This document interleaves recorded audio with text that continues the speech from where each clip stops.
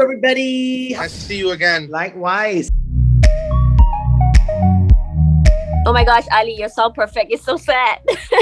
It's like I remember hearing it the first time and I thought, oh my gosh, this is so relatable to so many people. I think all of us have been through that moment where you're like, oh, this could be the end of forever, you know, but like, what if you tried kind of thing? Tell us, when did you write this song? Which part of your life you decided, I gotta write this song? This song I wrote actually in this room. And while I was working on my album, and I knew I was missing that like one heartbreak ballad piano song. Probably like the 10th one I wrote. And all the other ones just felt like they didn't feel like right. But this one just felt natural. And you know, in the moment I was just like trying to write a song about not giving up on love, or just not giving up in general, and just the idea of that love doesn't have to be perfect, but that still doesn't mean that you should give up on it. And so yeah, I wrote it here. I wrote it about like not too long ago, maybe 3-4 months ago, and it was an easy process, you know, it came right from the heart. We also like the fact that at the end of the song you sang in Arabic. Me and Ili, we both can't understand Arabic, but it sounded so good. So, you know, was that your plan from the start, and are you planning to do this for your other songs as well? No, I think like it's a cool thing to do. I'm obviously won't do it like every song, because now people are requesting like full Arabic songs, but you know, I think it was just a cool way just to embrace my culture. And for example, like you said, you know, you guys don't understand Arabic, but you can still get the melody and enjoy the song. And so imagine all the people like across the world that are listening to it that maybe never heard Arabic music, and now this is their first kind of introduction. So I think it was something fun to do. I'll definitely do it in the future, but I'm definitely a better writer in English. We need to talk about the video you posted on your YouTube, on your Instagram, and you were talking about the lyrics of that particular song. It says, I had my own demons. I was fighting, so I pushed you away. Ali! Yes, that song's called Crying in the Rain. And you know, it's continuing that. I'm about to put out this album, you know, and they're not all heartbreak songs, but I'm starting with the heartbreak, and then we'll get happier, you know, later in the year. It's just this song I think is a special song too, and it's called Crying in the Rain. Obviously everyone's like, oh, like, and the hook is I never meant to leave you crying in the rain, but it's obviously that never happened. I didn't leave the girl in the rain crying. Thank God. Good to know.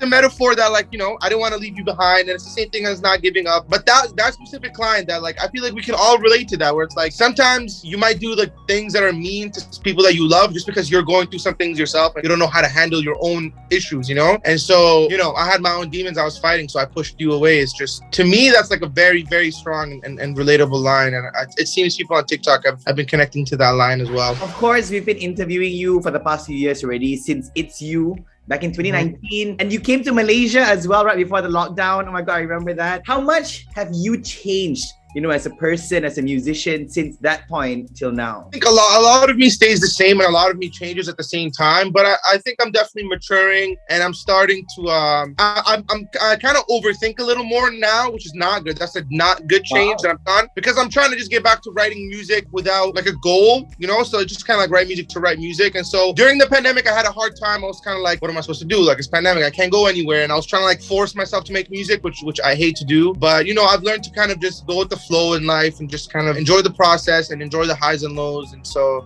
that's been kind of my biggest change, just kind of maturing and being more thoughtful in what I do. But I'm pretty much the same. I feel like I'll always be the same guy no matter what. You know, a lot of people are actually very scared to show their emotion. They would really just keep it to themselves. They would just say, you know, not tell anybody about it. But for you, you know, it's a different concept for you. You want to write with your heart on your sleeve, you know. Like, but has there ever been a moment where you were scared to release a song, or you feel like, oh, this is a little bit too personal, maybe I shouldn't release it? I don't think so. I'm very like, I'm like the type of person who like tell you what's wrong with me before you find out, so you can never use it. I'll be like, I'll go into the day and be like, listen, I'm already nervous, I'm just letting you know. And that way, like, they can't You're be an like, open book. You're an open encyclopedia, aren't you? I'm very like I'll reveal my weakness before you can try to use it against me. And so when it comes to like expressing my emotions and feelings, that's never been anything that I've ever been afraid to do. I'm very bad with like confrontation when it comes to like I mean, I haven't done this in a while, but like when I used to like quit jobs and stuff, I was really bad. I'd like make up a weird excuse. But when it comes to my emotions, I'm pretty good. I try to avoid confrontation, but when it comes to putting it into music and releasing to the world, for some reason, that's like not a problem at all. There's no fear. That's so interesting. Like, Ali's like, competitions, no. Like, sad songs, yes. Ili and I got to learn something from you there. We both are better at confrontation. Okay. Like, what else can we get from Ali Gatie this year? I'm planning my album this year. I'm doing Coachella, which is exciting. It's my first music festival. Fingers crossed I can announce a tour sometime this year, and hopefully get to, you know, tour this year, or even in the beginning of next year, come to Malaysia, just go travel the world and sing these songs. So more music, more shows, just more fun, more heartbreak.